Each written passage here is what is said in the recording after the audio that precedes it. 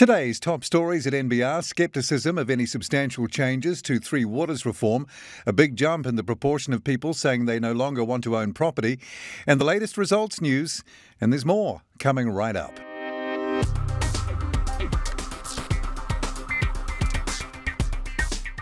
Kia ora and welcome to NBR Today, a wrap of the day's top business stories from the authority in New Zealand business news since 1970, nbr.co.nz. It's Thursday, November 18th. I'm Paul Brennan. Thanks again for joining us.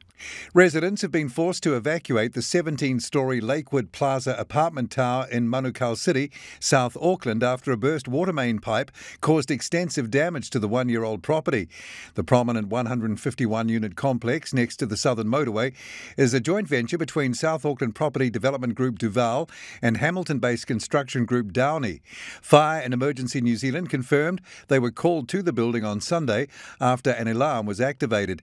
A resident told NBR that at around 3 p.m. on Sunday afternoon, about a tonne of water flooded down onto each floor and then just pretty much found gravity and has gone down the fire escapes to each floor. The resident was at work at the time and came home to the chaos. National Party local government spokesperson Christopher Luxon is sceptical the government will make any substantial changes to its ThreeWaters reform program. In the face of widespread criticism from local councils, local government minister Nanaia Mahuta set up a working group last week to look at the accountability and representation on the 4 new water services entities that will be established.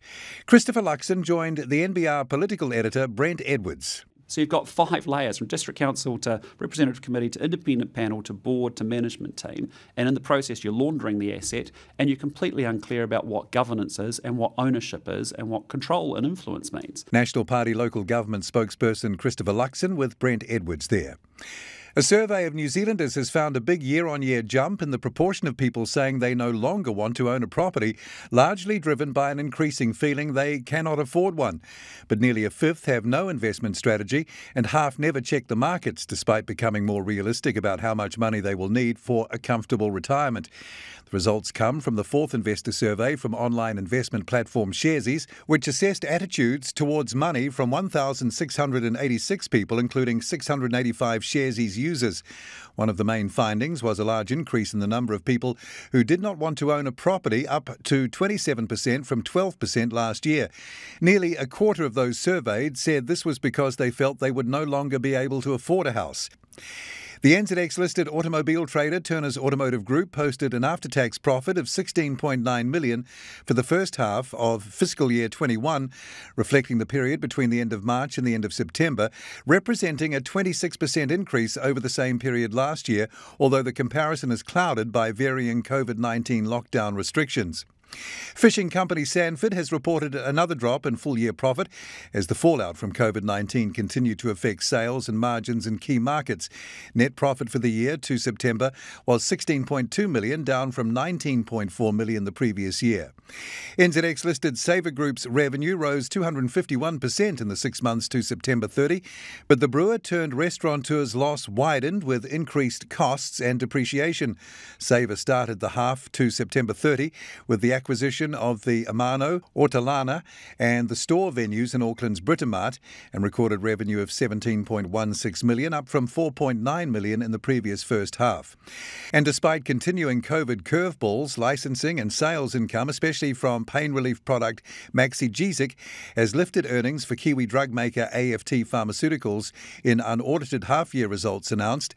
For the 6 months to September 30, the dual-listed company reported a tripling of first half-year net profit after tax to $4.2 million from $1.2 million in the same period of 2020.